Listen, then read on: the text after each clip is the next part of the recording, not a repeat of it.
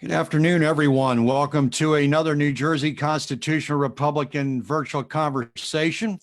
Delighted today to have my friend, Mr. Ryan McDonald, who is the creator of NJ1st.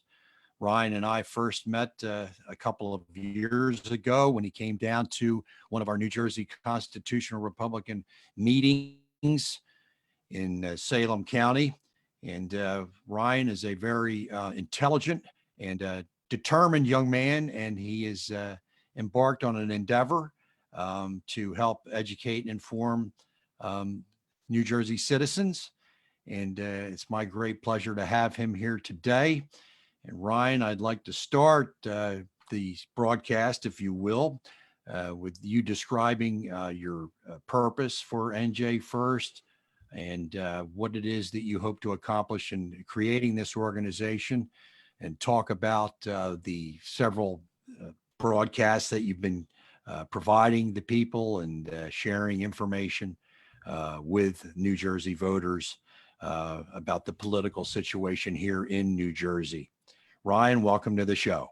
Thank you very much. Just sharing this to a bunch of the pages. I'm the creator of NJ1st page. It's just a Facebook page I created, and it was I'll read you my purpose statement right here. The purpose of NJ1st is to politic for the United States citizen residing in the state of New Jersey, and to attract, motivate, and organize like-minded individuals who are registered to vote. And I registered to vote in 2017. I was one of those radical liberals in college, and it wasn't until, honestly, I saw people like JR in New Jersey speaking the truth, and it got me interested in starting my own endeavors. And that has to do with mainly the New Jersey Republican Party. I have been able to follow some of the Democrats in New Jersey, but they do a lot more censoring. So in 2017, I did register to vote. I have not voted yet because I was registered Libertarian, and there's no point in voting Libertarian, but it's 2020, and I think I'm ready to vote. It's way past the time. I'm going to definitely vote for President Trump and my congressional candidate. And for the NJ1st page, I've been making so many live streams along with congressional candidates, live streaming the debates that Save Jersey had. Unfortunately, it was just one for the Republicans, and sharing a lot of candidates throughout the primary of 2020 helped a little bit in 2019 and 2018. I was basically still helping the Libertarians, but now I'm helping out the grassroots right wing in New Jersey and the Republicans, and definitely want to help out the New Jersey Constitutional Republicans grow in New Jersey because of what everyone knows already. Thank you for having me. Well, it's great to have you. And of course, you've had me on a couple of your broadcasts, and I appreciate the opportunity to share with the audience. And I'm happy to have to introduce you to the Constitutional Republican audience. And Ryan, we have there's common denominators. You talked about the libertarian background. I am very much a fan of the Mises.org site, the information. I consider myself an Austrian School of Economics disciple. And of course, the Mises organization, Ludwig von Mises and Hayek and a lot of the other great names. These men were all of the Austrian School of Economics, which is which is the contrast, if you will, to Keynesian.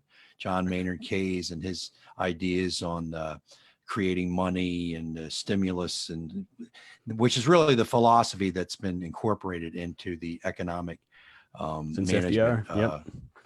Right, and we can even go back to of course, the Federal Reserve and the Wilson administration. Another progressive ideal, really, is what John Maynard Keynes expounded to economically. But what do you think is the difference between a libertarian and a constitutional Republican? Do you think there's a difference?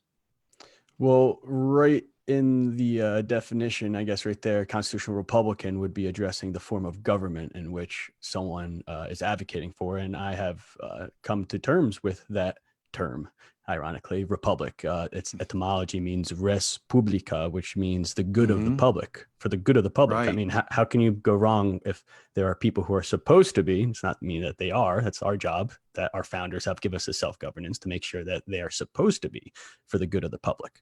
So there's nothing wrong with the republic. Libertarians are more of the ideologues and of philosophy and of idealism, of liberalism, of the Enlightenment, of which the founding fathers were about as well. And the difference between the two would be just of that the libertarian deduces everything and goes back to that e pluribus unum of which you're talking about. And libertarians today would describe that as hyper individualism, whereas you are utmost free. You can do anything. This is what a feminist, a radical feminist, would use as an excuse to abort a child, that they have the freedom to choose to do this. And that I guess would be the difference between a constitutional Republican and a libertarian, where a constitutional Republican has a form of government that has a constitution that is has a document, a social contract. Yes, we didn't sign it, but there's rules to the law of the land. There are nations, there are states, there are sovereigns. They exist. These things exist. You can't just pretend that they don't exist. So the difference in between those two things is purely philosophical, I guess. But one, I think the constitutional Republican takes action. He is proactive, as opposed to a libertarian is rhetorical and not active. Right. Very, very good. That's a very good summary. And I would add to that we can see this in real life, typified by two men. One of them would be Barry Goldwater, who was, of course, the Republican candidate in 1964, who lost to Lyndon Baines Johnson. And Goldwater is what you would call a libertarian in the respect that he believed in economic liberties, an economic conservative, a fiscal conservative, but socially he was liberal. And we saw that with the policies that he took that were essentially contrary to the laws of nature and nature's God. Now came along a man who supported him and probably gave the most important speech on his behalf was Ronald Reagan. Now, Ronald Reagan would be considered a libertarian fiscally, but he was also a social conservative or a constitutional Republican socially. Right. And that's because he believed in the unalienable right to life, which would apply to the developing child in its mother's womb. And this is what that did for Ronald Reagan. Ronald Reagan understood the importance of the social conservative movement and he embraced it, whereas Barry Goldwater rejected it and didn't like it. Reagan understood the need to go back to our Christian Judeo principles. In 1984, he proposed 1984 to be the year of the Bible, which would be almost unheard of in this present situation that we're in this country. And he understood the importance of the overturning Roe v. Wade and the injustices that have occurred, horrible injustices that have occurred since that ruling. So we see in these two men the faces of the dichotomy that exists between a libertarian and a constitutional Republican. Of course, the constitutional Republican, Ryan, goes back to the Declaration of Independence, which is what Lincoln did. And we go back and we see that there are laws of nature and nature's God. There is order, there is distinction, there is definition. Everything is not blurred. There's a distinction between land and sea. Things exist. There's a distinction between the air and the terra firma and so forth. And this goes into every aspect of observable science and epistemology, if you will, which is the science of knowledge. Correct. So we go back to the Declaration. We see there that the self-evident truth that all men are created equal in the fact that we're all created human beings. That doesn't mean we're entitled to equal outcome. What that means is that we're all to be treated. We are naturally born, as the New Jersey State Constitution says in Clause 1, we are all born free and we are born independent. And that's what that phrase, the self-evident truth that all men are created equal, has become. But we see with the influx of Marxism that and progressivism that the government is supposed to be, according to the progressive, trying to equal outcome. You're trying to create equal outcome of the citizens, which is impossible because a person can't be controlled. A person, through his own human nature, is going to do what allow their nature to dictate what it is and their special interest and their selfishness is. And of course, the founders understood that government had to split the centralization or affect the centralization of power, because that inherent human nature exists in you and me and everybody else for subservience. So that's an interesting way of understanding the difference as we go back to the Declaration of Independence, whereas the libertarian, of course, as you said, doesn't get that particular into the natural rights and natural law. It's much more relative. Wouldn't you say they take a more relative stance on that? Definitely, a libertarian would maybe take just to use modern terms, a more progressive and liberal stance on that. If a libertarian is to go down the road of voting in democracy, they would be talking about direct democracy. And this is where maybe a libertarian and a constitutional Republican who calls himself a libertarian might heat himself, because he would say, well, no, there's certain rules. And certainly back during the founders' times, there was much stricter and different rules than today. And myself, being a former libertarian, I am impressed and I enjoy when I hear interviews of you and the Senate candidates talking about the repealing of the 17th Amendment, I believe, and that would be restricting the direct democracy vote. And that would encourage me to vote a lot more, to be honest. That's right. And that's a good point. And of course, we brought that up. The New Jersey Constitutional Republicans brought that up with a couple of our Senate candidates, Tricia Flanagan and the Rick Mehta, who was the winner. We talked about that.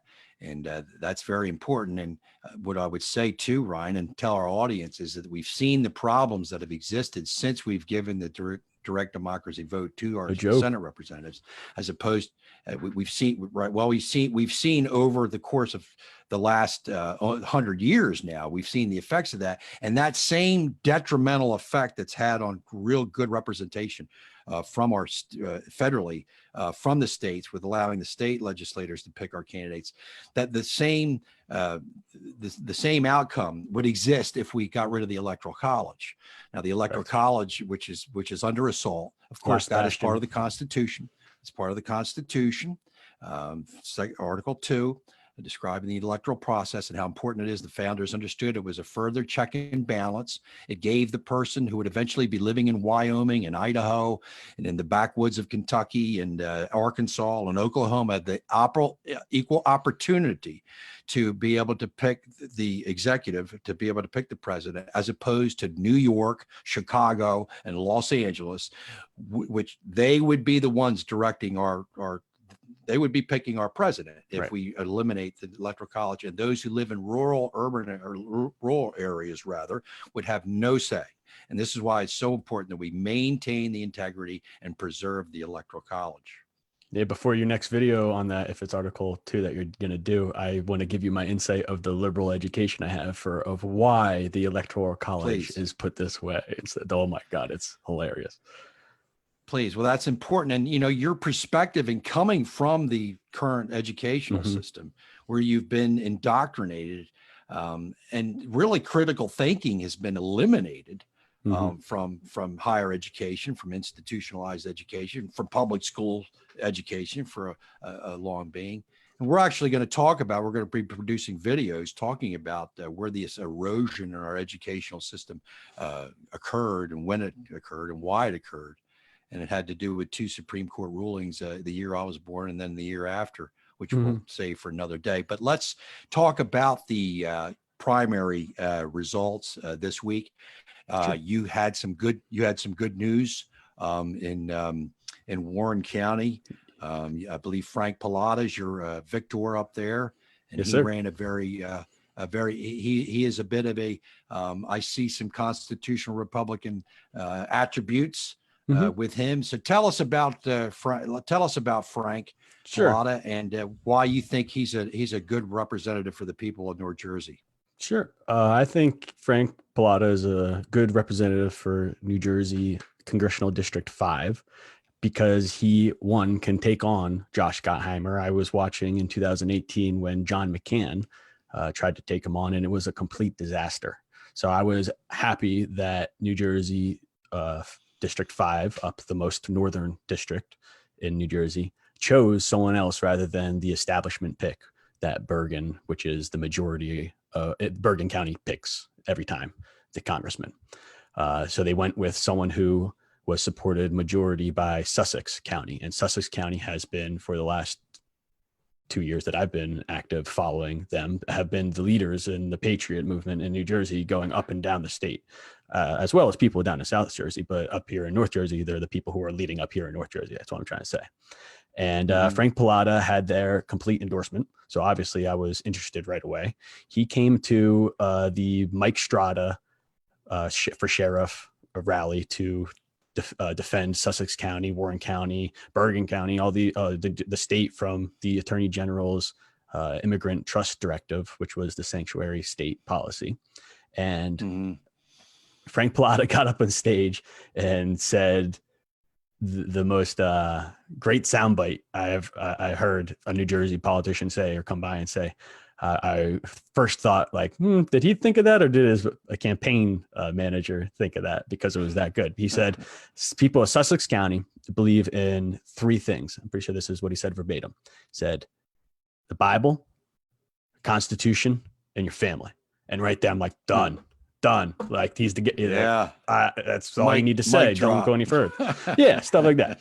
And there was plenty of the other candidates up there as well, and they were, talking about their candidacy, their run and stuff like that. But it was really just it spoke to me because this was in the time of a culture war where I believe in 2018, UC Berkeley, there was riots going on in the campuses. People were attacking each other in the streets still, all the way till 2020 today. So Frank Pallotta, I didn't even meet him that day, but after a while I kept going to events and he kept seeing me there. He came up to me and shook my hand, introduced himself. So not many people do that.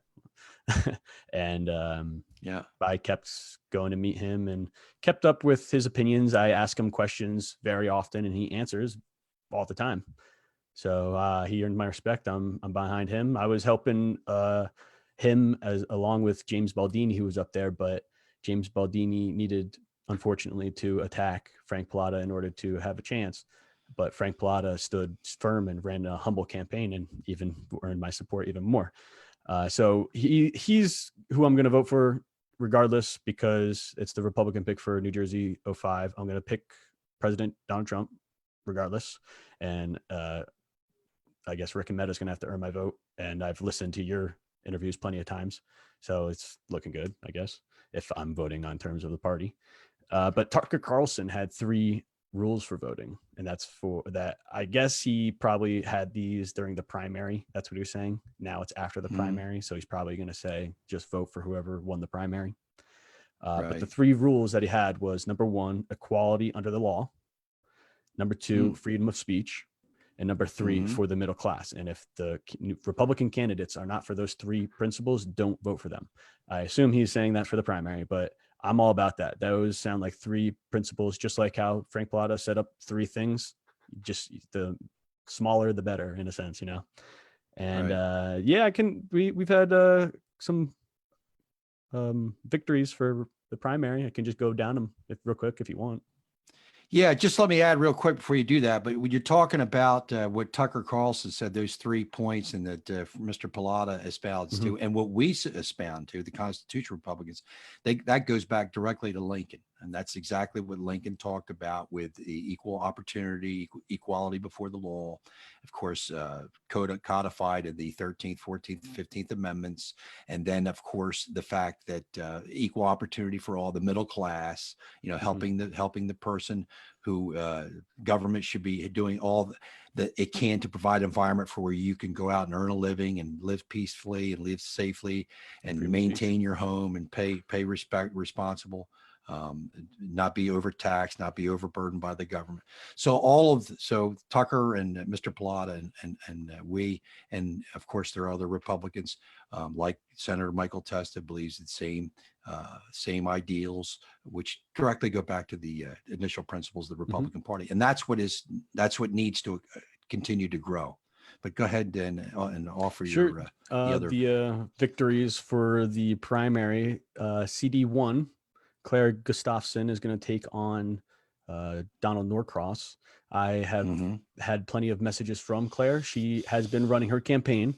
Hasn't had much support down there. I think I talked to Dan Cerusi. That's his district, I think. I don't think that there's many Republicans down there for CD1.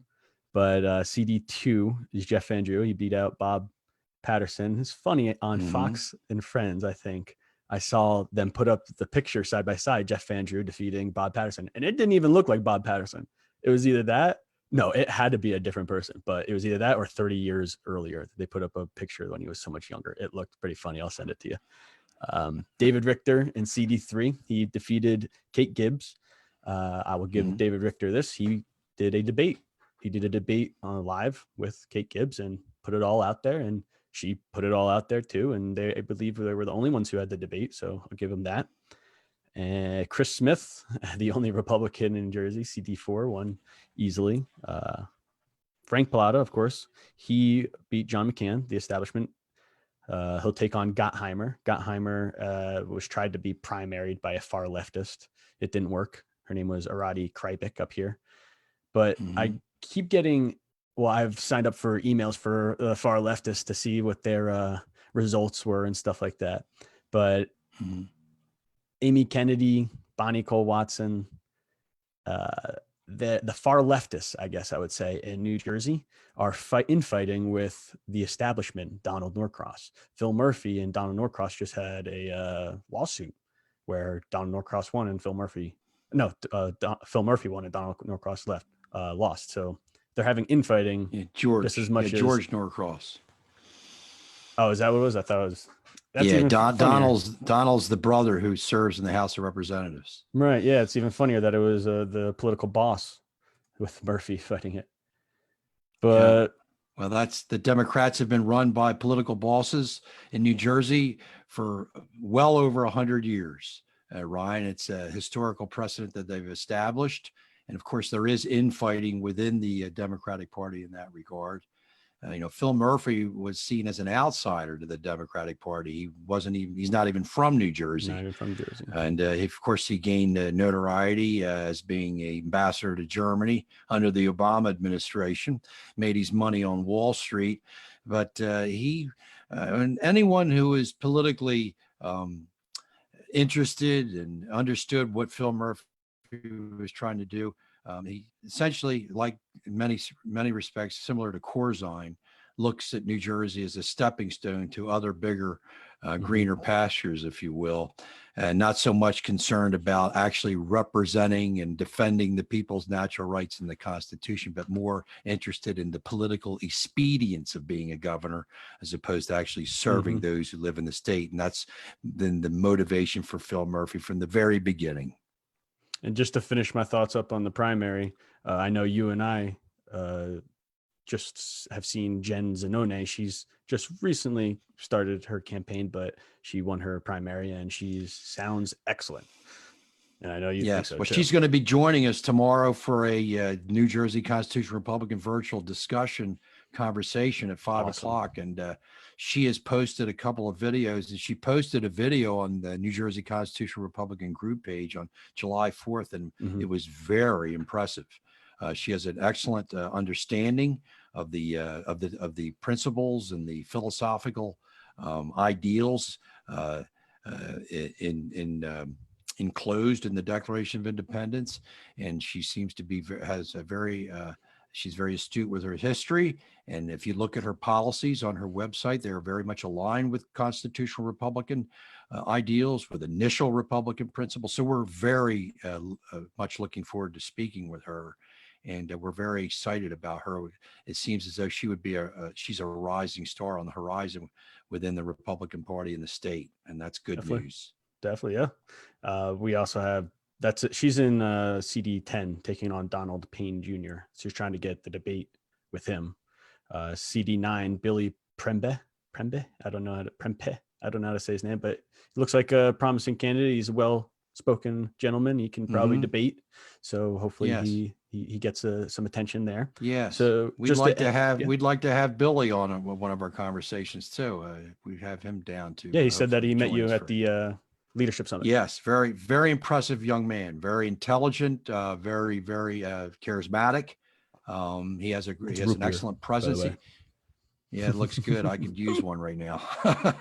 But Billy definitely has a presence, and you can see that he has a lot of leadership capability, and we're looking forward to talking to him as well. So there are good candidates coming up. Just let me add to for a moment, Ryan. You talked about Claire Gustafson and in CD1, and of course that is Norcross country. And she is up against the machine, if you will. Yeah.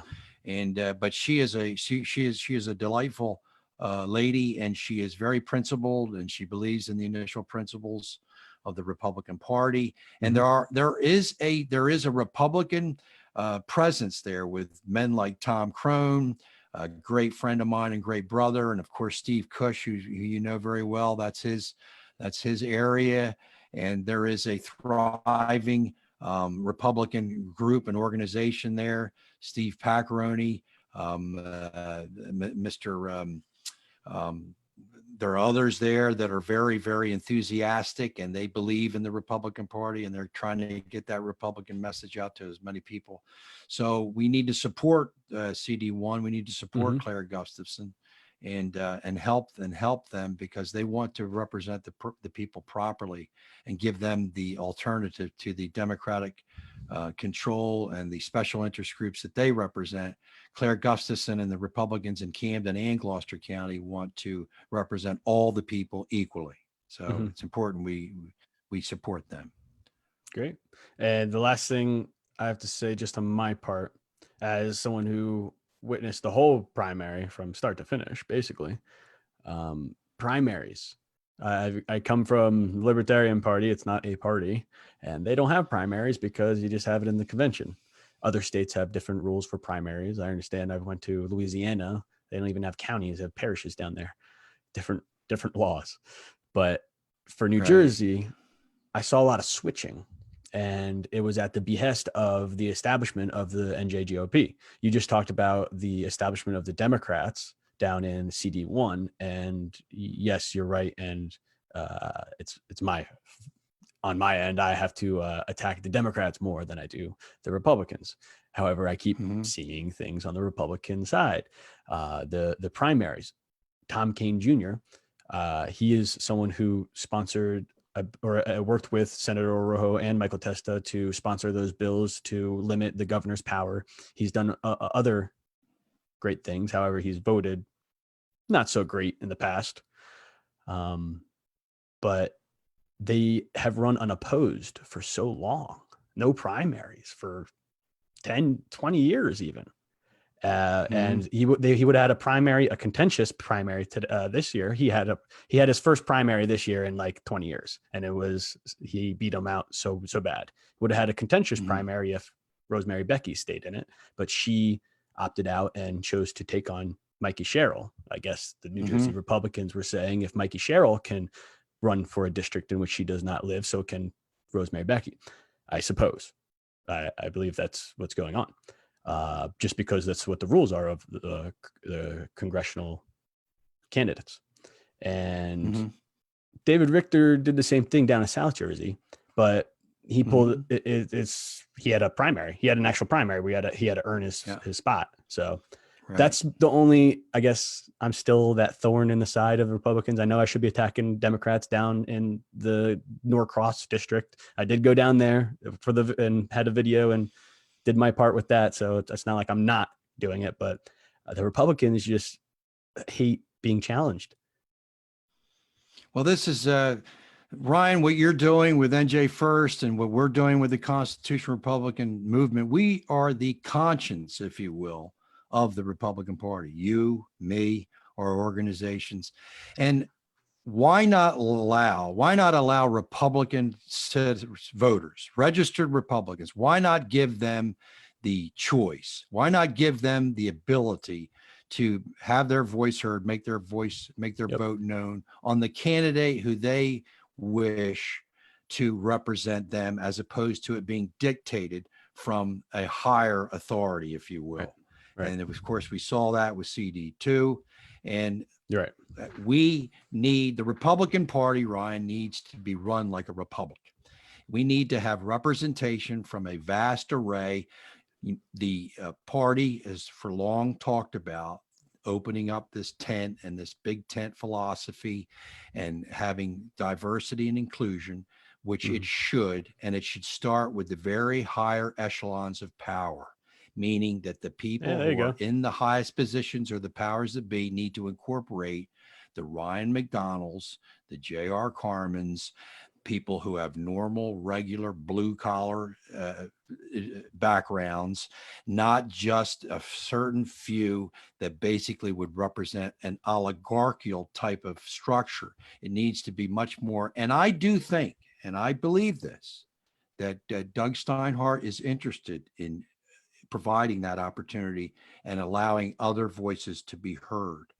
He's done that with our organization. Mm-hmm. And that's why we consider ourselves to be working within the NJGOP. We are not adversarial, but we will speak our mind. And we're not always going to accept a representative that does not believe in natural law, natural rights, the principles of the Declaration of Independence, and adhering to the Constitution 100%, because that is what needs to be preserved. The Constitution, that's what protects our natural rights and is indicative of natural law, which needs to be talked about more and brought into the perspective. But you, me, Here. we are the conscience. We have to hold our elected officials and candidates and representatives accountable. And it's like we were talking about before with the candidates, Ryan, and this is something I think all voters should remember. And we talked about this prior to going on, is we remember when Nancy Pelosi said that we have to pass Dodd-Frank so that we can see within it what was in it. It was a law loaded with bureaucratical red tape, and you had to be a specialist, a legal specialist to decipher it. And she said, well, we have to pass the bill and then we'll decide what's in it. Well, we can take that same idea that voters have in electing candidates who they don't know about until they're actually in office. You could see that with Phil Murphy. Nobody knew that he would be the tyrant that he is, in not even considering constitutional rights and the rights of those trying to make a living, opening up their businesses and being able to acquire, possess, and maintain their property, which he's depriving hundreds of thousands, if not millions, of New Jersey citizens from doing. So we have to get out of this mentality of electing somebody. And you can see this with some of the primary races, especially in the United States senatorial race in the state, is we have to stop thinking that we have to elect somebody and then find out what it is that what their ideals are, what they believe in ideologically and philosophically. We need to know that ahead of time. We need to know that ahead of time. And of course, in CD2, we had Mr. Van Drew's record that we could clearly see what his ideological and his philosophical base is. But we have to make sure that we know what these ideological and philosophical bases for these candidates are before they get elected. We need to know what it is they're going to do and what their ideas on the purpose of government is before they're elected, not after they're elected, as we've seen with the disaster of Phil Murphy. Just to spin off of what JR is saying, if anyone's watching, I'm sure we're ending soon, but Jeff Van Drew, he just released a great ad saying that he was fighting against the Breathe Act, and that's why he left the Democrat Party for all these terrible things. That's it. That is true. I believe him. But just June 29th, he voted in favor. He was one of two Republicans who voted with all the Democrats in favor of expanding the ACA to include Medicare for Dreamers, I believe.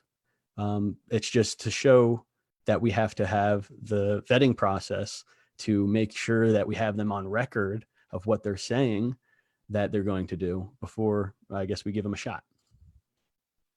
Yes. And what we have to identify and understand is that there are people in the Republican Party that have long ago placated or an attempt to win elections, compromise principles, and that has to stop.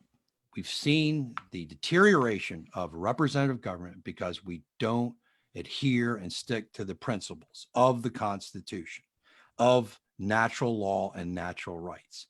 And this is why we cannot compromise these principles, because it takes away our freedom. It is depriving us of our natural rights when we elect candidates who are compromising natural law, natural rights, and principles of equal opportunity for all, not just some. So that's something that we have to work out within the party. We vote Republican and hope to change from within, and do it through vigorous conversation and trying to help one another and teach one another and learn from one another and listen to one another. And that's the aspiration that we have to incorporate as we work within the Republican Party in New Jersey and nationally. Definitely. Well, it's certainly been a pleasure, Ryan. Let everyone know how they can get in touch with you and how they can, you have a YouTube channel. Of course, you have your Facebook pages, but let the audience know how they can stay in contact with you and continue to watch Sure. what you're doing. I want you guys to contact me. I want to start a team so we can go around the whole state. I'm going all around the whole state by myself doing it. Once this Corona thing's over, I'll start up doing it again. NJ1st, NJ1st. It's on Instagram, Facebook, Twitter. That's where I have my page, and I'm trying to organize people there. My personal page at Ryan McDonald USA. Follow my YouTube, Twitter, Instagram, Facebook, and message me. Yeah. Great. Well, Ryan, thank you very much for joining me today. And of course, we'll have you on soon. I look forward to joining you on NJ1st as we continue to discuss the political environment here in New Jersey. And we're going to continue to teach the New Jersey Constitution and inform our citizens on what that is, and how important it is that we elect representatives from now on to make sure that they're adhering and supporting the Constitution and not compromising principles for political expedience. Thank you, JR. Thank you very much, Ryan. I thank all of our audience. Have a great Sunday afternoon, and we will see you all very soon. Take care.